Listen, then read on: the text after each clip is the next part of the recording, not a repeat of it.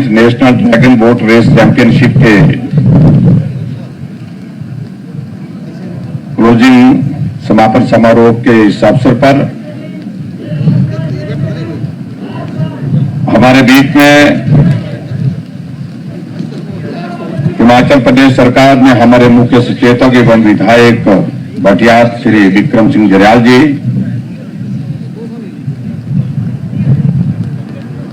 परमार के हमारे माननीय विधायक श्री जियालाल कपूर जी,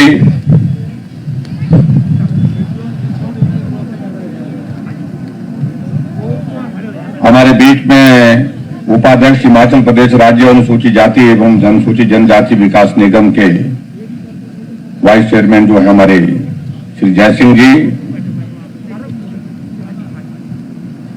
पार्टी के हमारे जिला एपीएमसी के अध्यक्ष जो इस विधानसभा क्षेत्र से चुनाव भी लड़े थे, भाई डीएस ठाकुर जी, ब्लॉक समिति सलूनी की अध्यक्षा सुश्री कंगना जी, नगर परिषद डलहौजी की अध्यक्षा रानी शर्मा जी, हमारे युवा मोर्चा के प्रदेश के अध्यक्ष श्री अमित ठाकुर जी, मंडल के अध्यक्ष श्री विजय जी, भारतीय जनता पार्टी के हमारे जिला के अध्यक्ष श्री जसवीर नागपाल जी,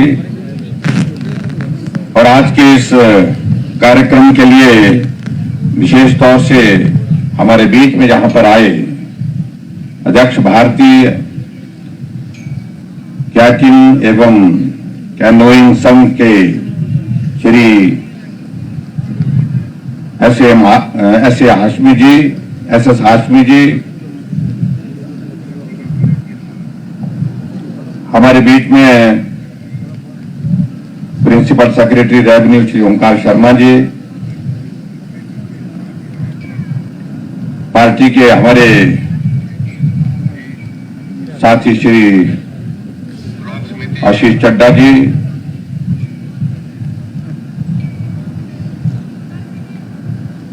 प्रदीप भारद्वाज जी,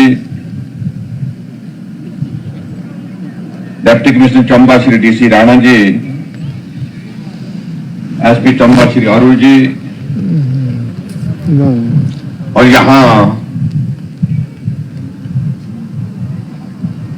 हमारे बहुत सारे पार्टी के अन्य पदाधिकारी उपस्थित भाइयों बहनों, और इस खेल में खासतौर से जो पार्टिसिपेशन के लिए, जो भाग लेने के लिए जो बाहर दूसरे राज्यों से आए सभी प्रतिभागी, पत्रकार मित्रों और उपस्थित सभी भाई और बहनों, मुझे इस बात की प्रसन्नता है कि एक बहुत ही बेहतरीन कार्यक्रम यहां पर इस बार आयोजित करने का अवसर मिला, और शायद हिमाचल प्रदेश में शायद पहली बार हुआ है जो हिमालयन गोरल 9वीं ड्रैगन बोट का रेस का जो यहां पर कार्यक्रम यहां पर आज समापन इसका हो रहा है। और इसके लिए मैं सभी सहयोगी जिन लोगों ने भी मदद की है, जिस रूप में भी मदद की है इस कार्यक्रम को सफल करने के लिए, और विशेष तौर से श्री हाशमी जी का मैं बहुत बहुत आभार व्यक्त करता हूं कि हिमाचल प्रदेश के ऐसे इलाके में जो इलाका अभी बहुत आगे बढ़ना है, पिछड़ापन साफ दिखता है, बहुत काम करने को यहां पर है, ऐसे इलाके में आपने इस कार्यक्रम का आयोजन करने के लिए एक महत्वपूर्ण भूमिका निभाई, उसके लिए मैं आपका बहुत बहुत धन्यवाद करता हूं। और मुझे इस बात की भी प्रसन्नता है, इस ड्रैगन बोट रेस के इस 19 राज्यों ने भाग लिया इसमें, और लगभग 800 लोगों ने इसमें जो है वो अपना पार्टिसिपेशन दिया।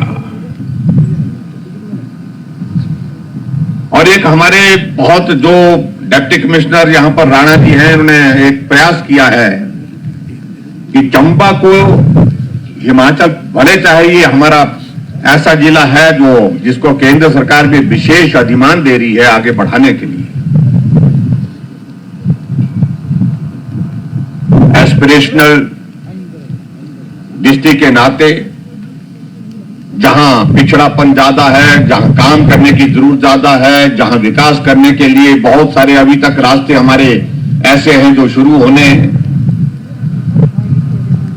इस जिले में भी पर्यटन की दृष्टि से इसका एक्सपोजर हो। बहुत सारे सुंदर स्थान हमारे इस चंबा जिला के अंतर्गत हैं जहां अभी तक पर्यटक पहुंचा नहीं।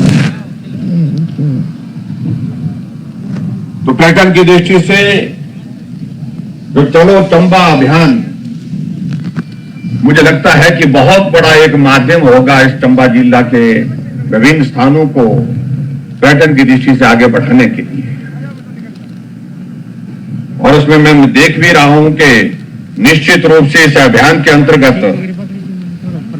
हम धीरे धीरे उस दिशा में आगे बढ़ने में सफल हो रहे हैं जहां हमको पहुंचना है, जहां हमको जाना है। और चंबा जिला के अंतर्गत मैं देख रहा हूं एक नहीं बहुत सारे स्थान ऐसे हैं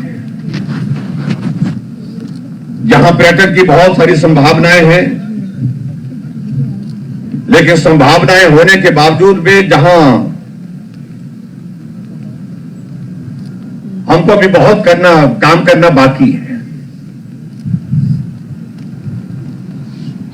चाहे हम अब चलो चंबा अभियान के अंतर्गत पैराग्लाइडिंग की बात कर रहे हैं, चाहे रिवर राफ्टिंग की बात कर रहे हैं, बोटिंग की बात कर रहे हैं, ट्रैकिंग की बात कर रहे हैं, मोटर बाइक और साइकिल रैली की बात कर रहे हैं। चंबा के हमारी जो यहाँ की पारंपरिक कला है, शिल्प के, चाहे चंबा का खान पान है, होम स्टे है, इन सारी चीजों को लगता है मुझे चलो चंबा अभियान के अंतर्गत जो है आगे बढ़ाने का एक अवसर जो दिया गया है उसमें निश्चित रूप से हम आगे बेहतर ढंग से काम करने की स्थिति में होंगे। और मेरा ये मानना है कि जो ड्रैगन बोट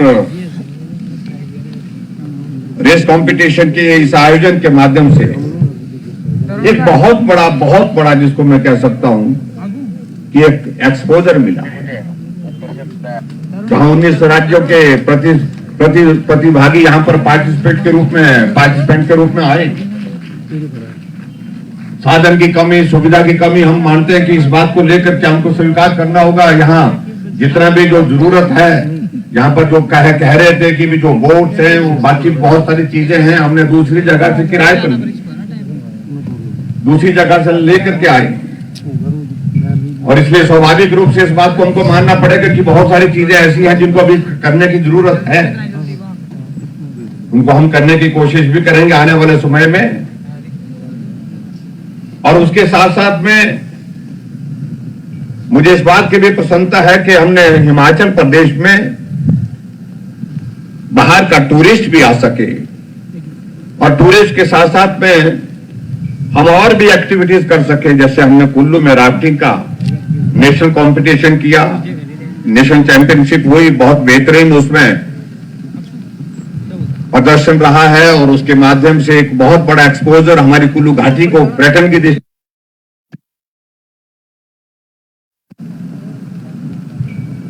और इसी तरह से बिलासपुर में हमारी जो स्प्रिंट रेस है वो नेशनल लेवल का कार्यक्रम वहां पर भी आयोजित किया गया। लगभग 1000 के लगभग पार्टिसिपेंट्स वहां पर भी पहुंचे। इस प्रकार से नई चीजों के साथ जोड़ते हुए हम आगे बढ़ने की कोशिश कर रहे हैं, जहां पर्यटक को भी आने का अवसर मिले, पर्यटन की दृष्टि से भी लाभ हो सके, और उसके साथ साथ में हिमाचल के ऐसे बहुत सारे स्थान जो अभी तक हमारे पहचान नहीं बना पाए हैं, जिनका परिचय अभी पर्यटन की दृष्टि से उस तरह से नहीं हो पाया है, उसमें निश्चित रूप से हम सफल होंगे, ऐसा मुझे पूरा भरोसा है, पूरा विश्वास है। चंबा एक ऐसा जिला हमारा जहां भले ही आने जाने में कठिनाई होती है, लेकिन उसके बावजूद चंबा पहुंचते हैं तो निश्चित रूप से प्राकृतिक सौंदर्य और वहां की सारी चीजें, चाहे वो हस्तकला की बात करें, चाहे उसके साथ साथ में और चीजों को, चंबा का रुमाल जो है वो आज हमारा अंतर्राष्ट्रीय स्तर पर हम उसको उसकी पहचान बनाने में सफल हुए। जीआई टैग के साथ में 2008 में जोड़ने में हमको इसमें सफलता मिली है। और चंबा रुमाली का आसानी से पहचाना जाता, हम बड़ी बड़ी स्थानों पर जाते हैं जहां कहीं ना कहीं किसी न किसी जगह हमको चंबा रुमाल का वो गिफ्ट यहां से पहुंच करके उनके पास पहुंचा है, तो उसको देखने का एक अवसर मिलता है। स्वाभाविक रूप से ऐसी चीजों को देख करके हमको गर्व महसूस होता है कि हिमाचल प्रदेश का पिछड़ा जिला बहुत अभी तक जहां काम करना बहुत ज्यादा अभी जरूरी है, वहां की भी हमारे पास जो है ऐसी चीजें हैं जो राष्ट्रीय स्तर पर नहीं अंतर्राष्ट्रीय स्तर पर अपनी पहचान बनाने में सफल हुई है। और चंबा की हमारी यहाँ का खान पान, उन सारी चीजों को लेकर के भी एक बहुत अलग तरह की पहचान हमारे प्रदेश के अंदर है और देश के अंदर भी है। इसलिए आज के इस कार्यक्रम में एक बार मैं सभी जो जितने भी पार्टिसिपेंट्स जो लगभग 800 के लगभग 19 राज्यों से आए हैं, उनका आभार भी व्यक्त करता हूं, उनका धन्यवाद भी करता हूं और उनको बहुत बहुत बधाई भी देता हूं। बहुत सारे लोग इसमें जो है वो कंपटीशन में पार्टिसिपेट करने के लिए जहां पर आए, कुछ को स्थान मिला, पहला स्थान मिला, कुछ को दूसरा मिला, कुछ को तीसरा मिला, कुछ थोड़े से चूक गए होंगे, पीछे रह गए होंगे। इससे हतोत्साहित होने की आवश्यकता नहीं है, क्योंकि जब कोई गेम होती है तो स्वाभाविक रूप से मुकाबला होता है, प्रतिस्पर्धा होती है। प्रतिस्पर्धा में सब लोग एक स्थान पर नहीं हो सकते। हम अगली बार अच्छा प्रदर्शन कर सकें। जो पीछे रह गए हैं उनको मैं शुभकामनाएं देता हूं, और जो जीत करके जो पहले दूसरे स्थान तीसरे स्थान पर आए हैं उन सबको मैं अपनी ओर से बहुत बहुत बधाई देता हूं, बहुत बहुत शुभकामनाएं देता हूं। आज के इस कार्यक्रम में जब यहां हमारा आपके बीच में आना हुआ है, हम देख रहे थे कि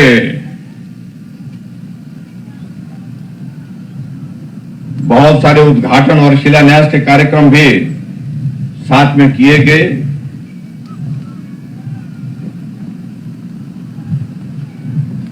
इसमें 4 शिलान्यास और शिलान्यास 4 के पश्चात जो है हमारे 10 जो है वह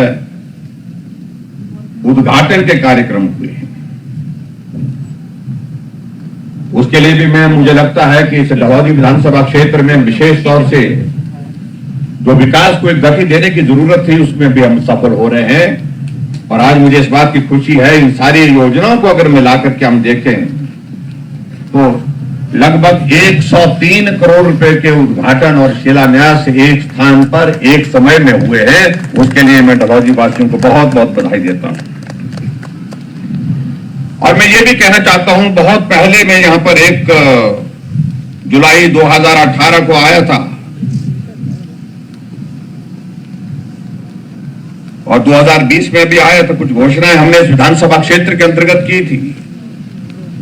और मुझे इस बात की प्रसन्नता है, जो 24 घोषणा की थी उनमें से 19 हमारी घोषणाएं पूर्ण कर दी गई है और 5 जो है प्रगति पर वो प्रोसेस हो चला हुआ उसका, उनको भी आने वाले समय में पूरा करेंगे।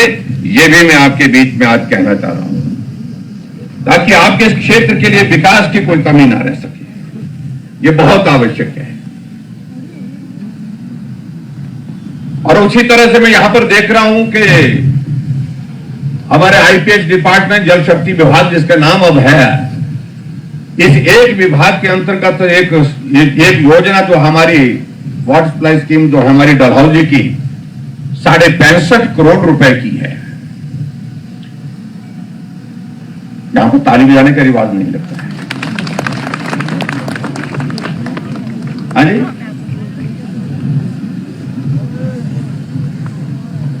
इसलिए मैं इस बात को कह रहा हूं, जो किया पहले उसकी बात करनी चाहिए।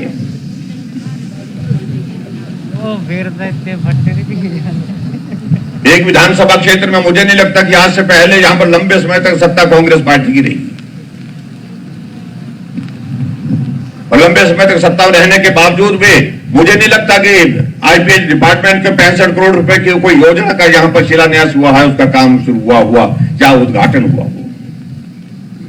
और मुझे इस बात की प्रसन्नता है कि आज हम इस काम का यहां पर जिसका शिलान्यास किया है और जहां जिसमें 55,000 के लगभग जो है लोगों को इस क्षेत्र की जनता को उसका लाभ मिलेगा। और मुझे इस बात की भी प्रसन्नता है कि इस स्कीम में विशेषता यह भी है कि आर्मी के साथ हम मिलकर के जो एयरफोर्स के रिक्वायरमेंट जो है यहां की जो वोटिंग पॉपुलेशन के रूप में यहां पर रहती है उनको भी इसमें मदद मिलेगी, और उन्होंने अपना पार्टिसिपेशन इसमें दिया है और उन्होंने भी 27.5 करोड़ रुपए का कंट्रीब्यूशन जो है सेना ने भी इसमें डाला, एयरफोर्स ने भी डाला है। मैं एयरफोर्स का भी धन्यवाद करता हूं जो इस योजना को पूरा करने के लिए स्वाभाविक रूप से पैसों की आवश्यकता थी, कुछ हमने किया, कुछ एयरफोर्स की तरफ से किया गया। उसके लिए मैं बहुत बहुत उनका आभार व्यक्त करता हूं, उनका बहुत बहुत धन्यवाद करता हूं। और यहां मैं देख रहा हूं जहां अगर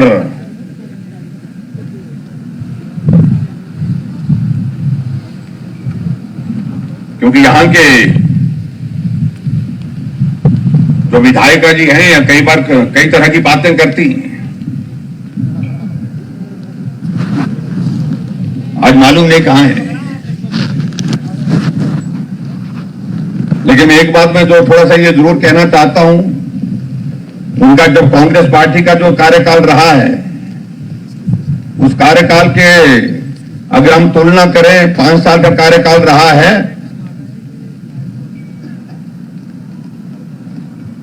तो फॉर्मेशन कटिंग की अगर सड़क बढ़ाने की अगर बात कहें तो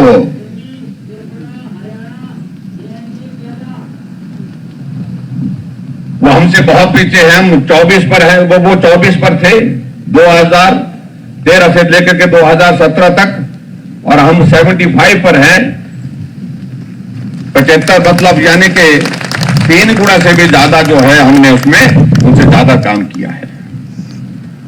और उसी तरह से मैं इस बात को भी मैं कहना चाहता हूं, अब मालूम नहीं उनके साथ उनके उस वक्त के मुख्यमंत्री सुनते नहीं थे, मानते नहीं थे, मुझे मालूम नहीं। एक भी पुल का निर्माण इस विधानसभा क्षेत्र के अंतर्गत नहीं हो पाया, लेकिन हमने इन 4 सालों में 4 बड़े पुलों का निर्माण भी इस विधानसभा क्षेत्र के अंदर करने में सफलता हासिल की है। और उनके 5 साल के कार्यकाल में अगर कनेक्टिविटी के हिसाब से किसी गांव को सड़क पहुंची है तो एक गांव है, और हम उनका 5 साल का कार्यकाल और हमने 4 साल में 14 गांव, बड़े बड़े गांव, छोटे गांव की तो बात छोड़िए, बड़े बड़े गांव को सड़क के माध्यम से कनेक्टिविटी दी है, सड़क के माध्यम से जोड़ा है। इसलिए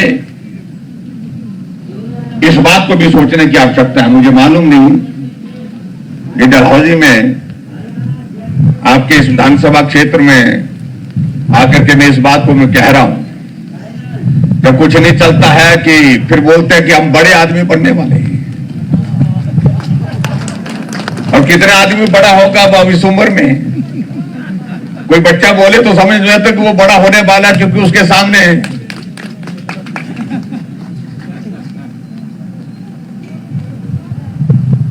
और इस उम्र के बाद तो उम्र ढलती है, उल्टा बुढ़ापा आता है।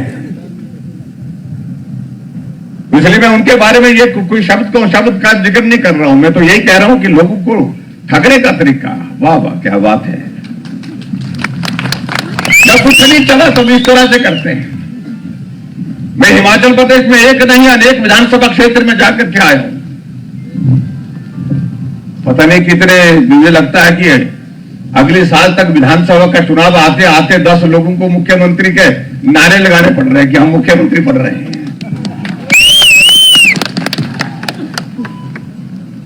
बात हो गई है बोलते हैं।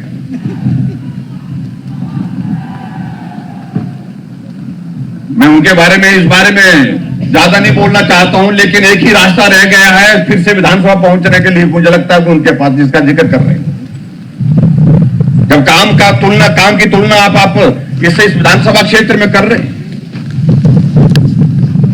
लेकिन अगली बार हमको चाहिए कि इस विधानसभा क्षेत्र से साथ चलने वाला साथी चाहिए, साथ मिलकर के काम करने वाला साथी चाहिए। ये बहुत बड़ी आवश्यकता है। अभी कुछ दिनों से मैं देख रहा हूं कि बड़ी ताजगी आई है हमारे कुछ मित्रों को।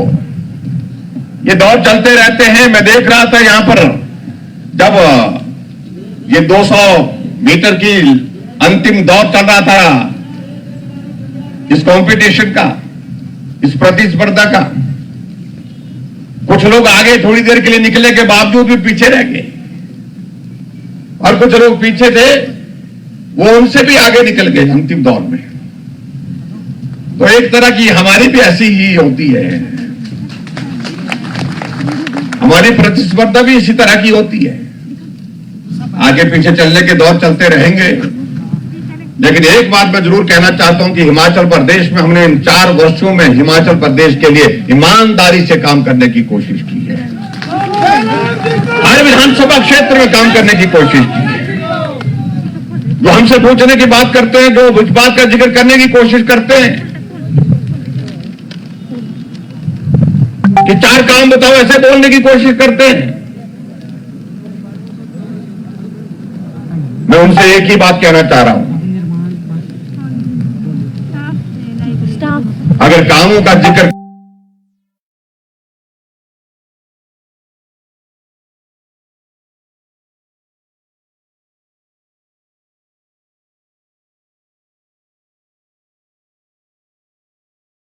करना होगा तो मुझे लगता है कि कोई मुल्क साझा करना पड़ेगा, और जहां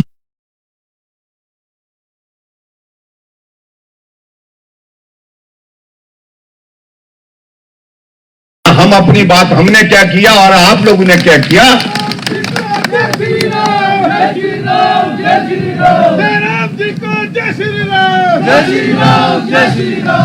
हमने तो उन बुजुर्गों के लिए भी आगे बढ़कर के काम किया जिनका सहारा कोई नहीं है, परिवार में साथ नहीं मिलता, सहयोग नहीं मिलता, सम्मान नहीं मिलता, सुरक्षा नहीं मिलती। हमने कहा ऐसे बुजुर्गों के लिए 70 साल के ऊपर जितने भी हो गए हैं, सबके लिए हमने पेंशन का प्रावधान किया। कांग्रेस की सरकार में 750 मिलता था, हम उसका दुगना। सारी घर की जिम्मेदारी उनके ऊपर होती है। हमने कहा 70 नहीं, उनके लिए 65 वर्ष की आयु के ऊपर सबको पेंशन का प्रावधान होगा। और हिमाचल प्रदेश में क्या हमारे गांव में रहने वाली माताएं बहनें क्या उस धुएं में ही काम करती रहेंगी?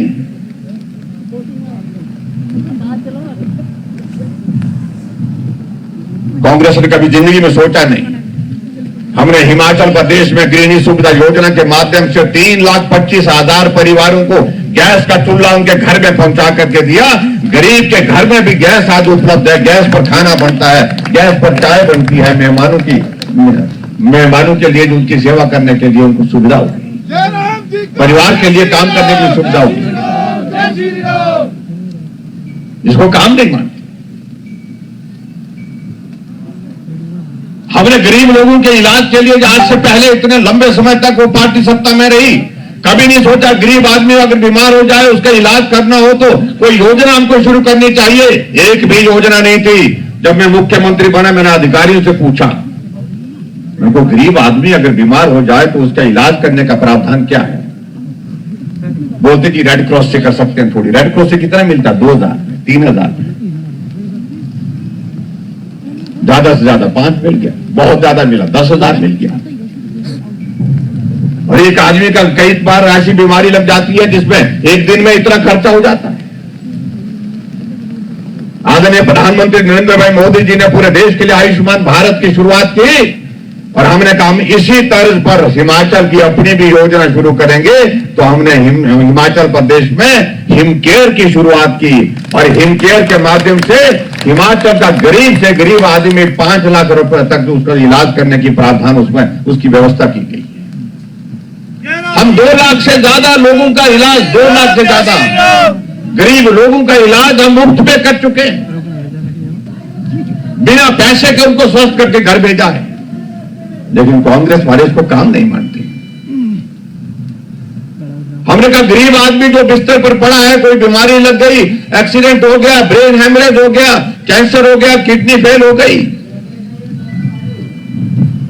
जिंदा है लेकिन चल नहीं सकता, अपना काम खुद नहीं कर सकता है, ऐसी परिस्थिति में उस आदमी की मदद करने के लिए कोई रास्ता ढूंढना चाहिए। ऐसे जितने भी लोग हिमाचल प्रदेश में हैं जो बिस्तर पर हैं, लेकिन ऐसी बीमारी लग गई है जो जिंदगी भर उनको दवा दे, वो जो बिस्तर पर रहना पड़ेगा, उनकी मदद के लिए हमने मुख्यमंत्री सहारा योजना की शुरुआत की। 3,000 रुपए ऐसे लोगों के जो बिस्तर पर पड़े हैं उनके खाते में हम हर महीने के डाल रहे हैं। इससे काम नहीं। तो ऐसे बहुत सारी चीजों को लेकर के आज हमने और निर्णय लिया इस बार के पिछले बजट में कि जो बेटी है बीपीएल परिवार की है, गरीबी रेखा से नीचे है, जब शादी उस बेटी की होगी तो हिमाचल प्रदेश सरकार की ओर से हम 31,000 रुपए शगुन के रूप में हम उनके खाते में जमा करेंगे। इसे वो काम नहीं मानते। मैंने कांग्रेस जी को पूछा तो काम मानते किसको है? बोलते नहीं ये तो कोई काम नहीं है। मैंने कहा तो उसको काम मानते हैं कि 1,76,000 करोड़ रुपए का घोटाला, उसको वो काम मानते हैं क्योंकि आदत पड़ी है उनको। 7.5 साल का कार्यकाल आदरणीय प्रधानमंत्री नरेंद्र भाई मोदी जी के नेतृत्व में पूरे देश में हो गया। 8 साल पूरे होने को है। उंगली उठा करके कोई आदमी नहीं कह सकता किसी नेता पर, मोदी जी पर तो बात दूर की रही, लेकिन किसी नेता पर आज तक आरोप नहीं लगा 7.5 साल के कार्यकाल। लेकिन क्या हालत होती थी उस राज्य में जो पीछे बीता। 1,86,000 करोड़ रुपए का घोटाला, 1,76,000 करोड़ रुपए का घोटाला, घोटाले में भी कंपटीशन होता था। हमने कहा भाई ये काम तो अगर इसको तुम काम मानते तो ये काम तो हम नहीं कर सकते, ये तो तुम ही कर सकते। हमने हिमाचल प्रदेश में नई परंपरा की शुरुआत की है। वो परंपरा की बदले की भावना से काम नहीं करना। यहां पर मुख्यमंत्री के दौर पूरे 5-5 साल के समाप्त हो गए, कोर्ट कचहरी में घूमते घूमते, ये भी जमानत पर, वो भी जमानत पर, कई लोग नेता जमानत पर हिमाचल प्रदेश में। और ये देवभूमि हिमाचल प्रदेश है। इसकी पहचान देवभूमि के नाम पर इसलिए है कि यहां देव तुल्य लोग हैं। लेकिन नेताओं पर इस प्रकार के आरोप लगते थे।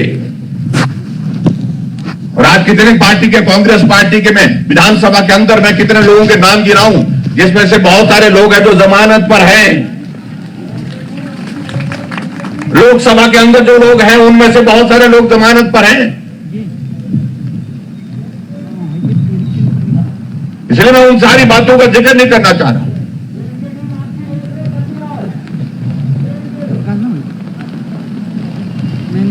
आप सबके बीच में आएंगे जब आने वाले समय में तो बात करेंगे। आज समय की कमी है क्योंकि मुझे वापस जाना है। आज के इस विशेष आयोजन के लिए मैं आपके सबके बीच में यहां पर पहुंचा हूं और आप सब लोगों ने गर्मजोशी के साथ स्वागत किया। आपके बीच में जल्दी कार्यक्रम बनाएंगे, दोबारा कार्यक्रम बनाएंगे। जय राम जी को जय श्री राम, जय श्री राम, जय श्री राम, जय राम जी को जय श्री राम, जय श्री राम, जय श्री राम। यहाँ पार्टी के सब साथी यहाँ पर हमको मिले जो मंच पर बैठे हैं, उन लोगों ने भी सुझाव दिए और हमारे यहां से पार्टी के प्रत्याशी रेडियस ठाकुर ने भी अपनी बात कही अपने बीच में। कुछ चीजों का जिक्र यहां पर हुआ है, कुछ चीजें आज करेंगे, कुछ अगली बार आएंगे। आज तो हम विशेष तौर से इस कार्यक्रम के लिए आए थे, लेकिन फिर भी उसके बावजूद भी यहां पर कुछ बातों का जिक्र किया है। तो यहां कहा गया है कि जो राजकीय वरिष्ठ माध्यमिक पाठशाला टिकरू में है, जो साइंस क्लासेस की शुरुआत करने की बात कही गई है, और मैं इस बात को स्वीकार करता हूं कि साइंस की क्लासेस वहां पर शुरू होनी चाहिए। दूर दराज के इलाके में साइंस की पढ़ने की सुविधा लोगों को मिलनी चाहिए और इसलिए मैं घोषणा करता हूं कि राजकीय वरिष्ठ माध्यमिक पाठशाला टिकरू में साइंस की क्लासेस जो है आने वाले समय में हम जल्दी शुरू करेंगे और आप सबको इसकी सुविधा मिल सके बच्चों को पढ़ने के लिए, इस बात के लिए ख्याल रखें। और उसी तरह से एक बात का जिक्र यहां पर आया है कि एक राजकीय प्राथमिक विद्यालय जटोता को माध्यमिक विद्यालय बनाने के लिए उसका दर्जा बढ़ा करके जो है प्राइमरी स्कूल को मिडिल स्कूल बनाया जाए, तो मैं स्कूल को भी प्राइमरी स्कूल से मिडिल स्कूल करने की यहां पर घोषणा करता हूं। और उसी प्रकार से राजकीय उच्च विद्यालय क्या नाम है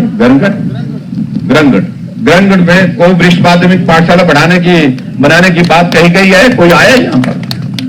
एक दो ही लोग आए, 3 लोग आए, पीछे नहीं है। पीछे कहां है? पीछे तक देख रहा हूं मैं, 2 लोग 3 लोग पीछे। तो इस स्कूल का दर्जा बढ़ा करके सीनियर सेकेंडरी स्कूल करने की यहां पर प्रस्तुत करने की यहां पर घोषणा करता हूं।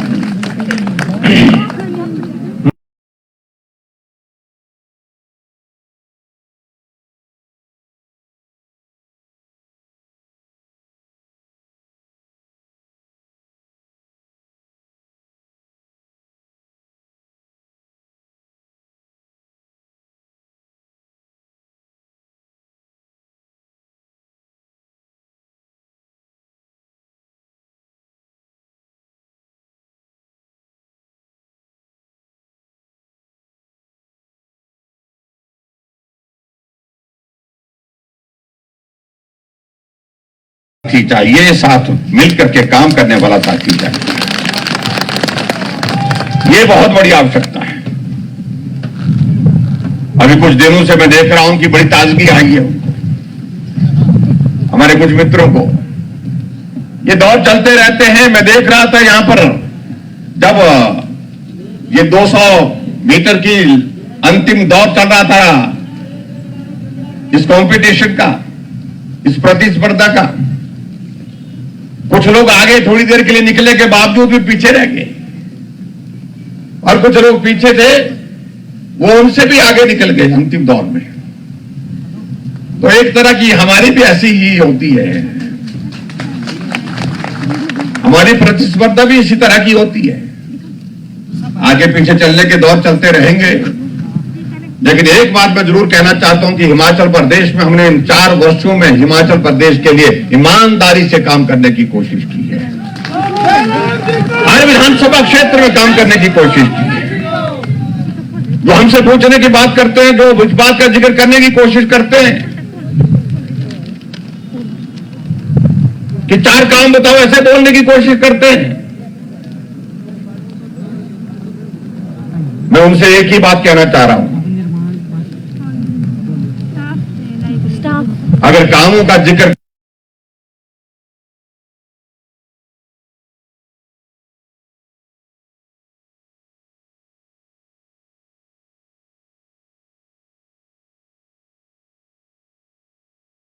करना होगा तो मुझे लगता है कि कोई मुल्क साझा करना पड़ेगा।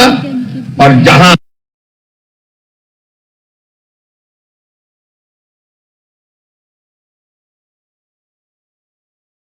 हम अपनी बात हमने क्या किया और आप लोगों ने क्या किया,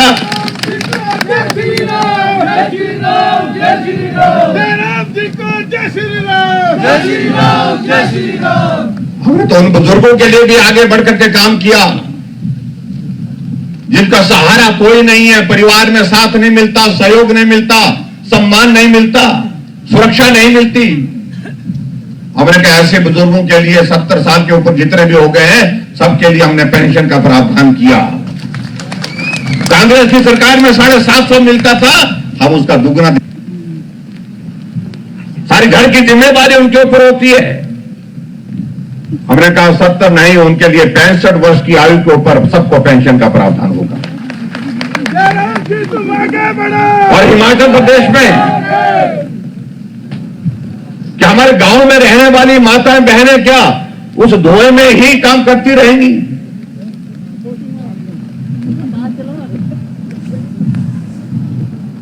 कांग्रेस ने कभी जिंदगी में सोचा नहीं।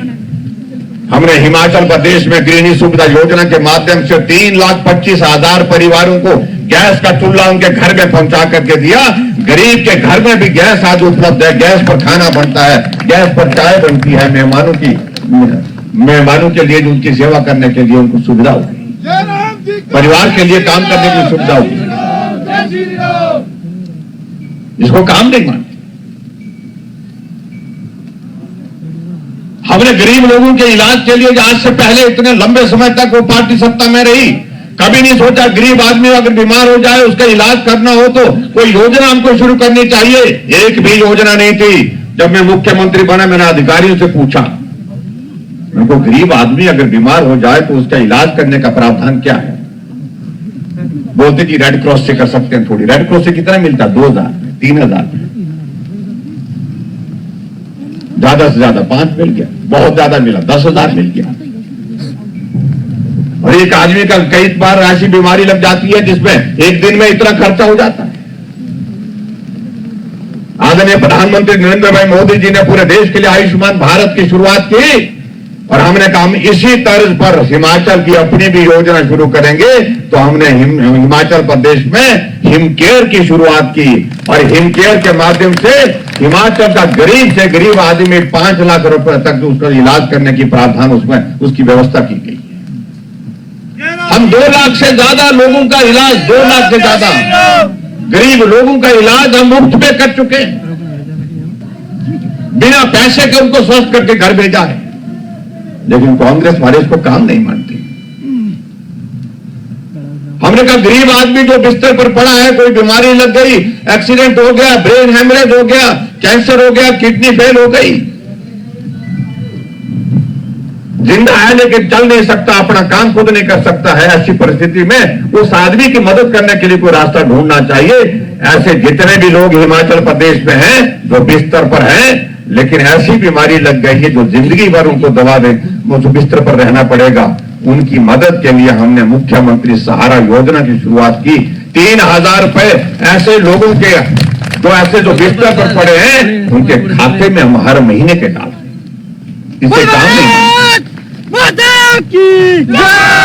तो ऐसे बहुत सारी चीजों को लेकर के आज हमने और निर्णय लिया इस बार के पिछले बजट में कि जो बेटी है बीपीएल परिवार की है, गरीबी रेखा से नीचे है, जब शादी उस बेटी की होगी तो हिमाचल प्रदेश सरकार की ओर से हम 31,000 रुपए शगुन के रूप में हम उनके खाते में जमा करेंगे।